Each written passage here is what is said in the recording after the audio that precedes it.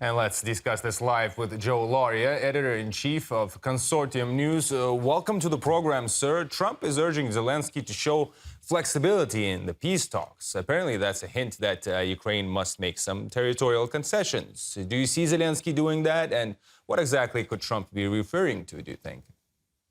I'm on the school that not a lot happened over these days from Alaska until the White House on Monday. There's some significance there, the ceasefire being the most important, that Trump did not backtrack when he agreed with Putin that there should not be first a ceasefire, but they have to move towards an overall settlement. That he has shown a little backbone on that is very good. And the fact is that Trump showing that has told the Europeans, who came in a weak position, almost desperate, to sit in front of his desk at the Oval Office, that they are going to have to just essentially accept what Trump decides in the end. And this is really both sides trying to out-flatter Trump, both the Russian side and the Europeans.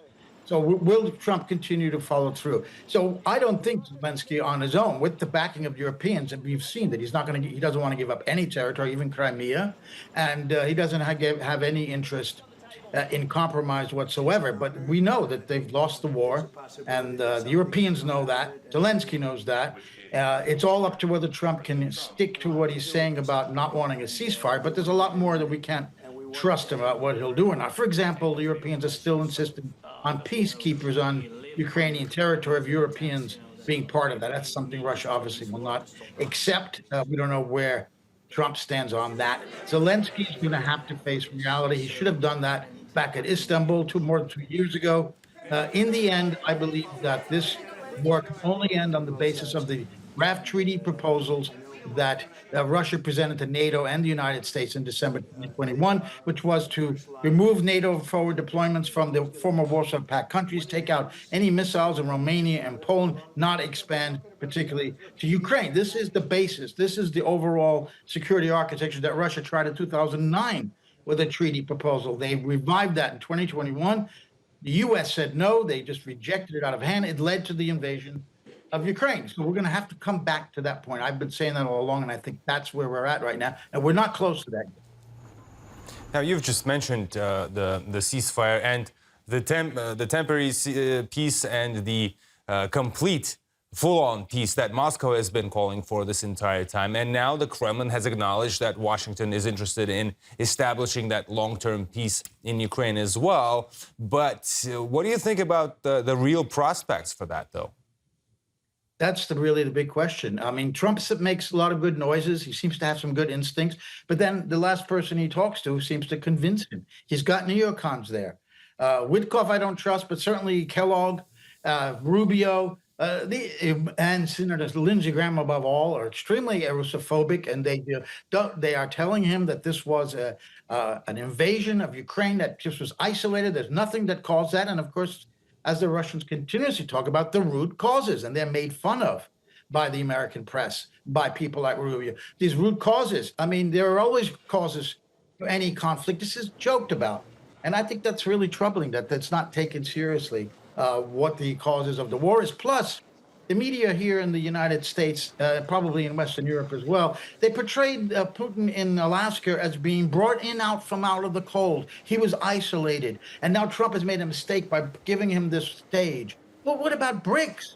I mean, the vast majority of the people are in China and India, for God's sake. And he's not isolated. It's such a Western-centric point of view. But I think we're seeing some cracks in that. And this all goes back to what's going on the ground. It's clear Russia's winning. They're about to break through. They can get to the Dnieper River, perhaps. And this was clear for years that this was happening.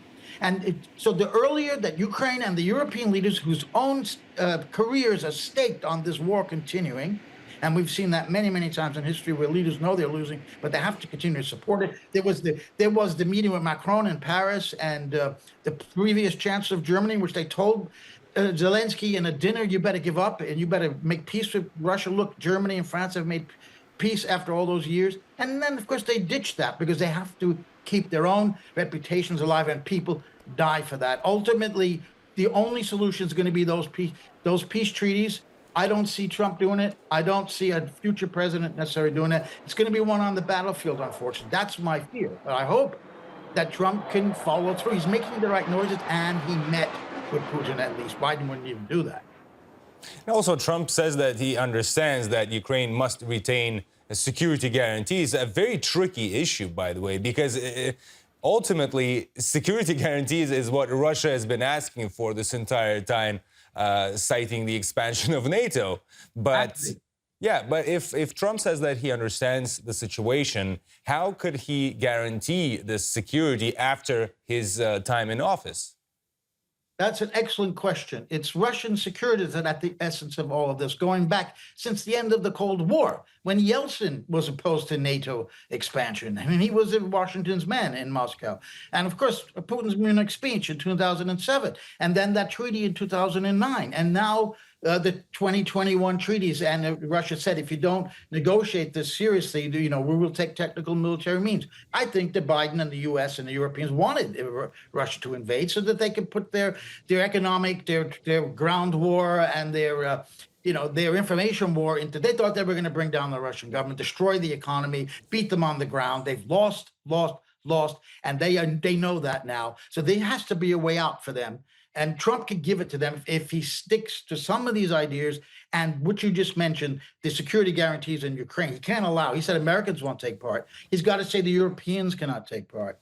Then I don't know if there could be a UN peacekeeping force with Bangladeshi and Indian troops. This is the only thing that I think might be acceptable to Russia. I don't even know if that would be, but certainly never going to have NATO nations there, even if they're not part of NATO, as a peacekeeping force. That still was talked about by the Europeans in the White House yesterday, which was a really sorry state of affairs, that they're not, you're just going to, because they were going to lose face.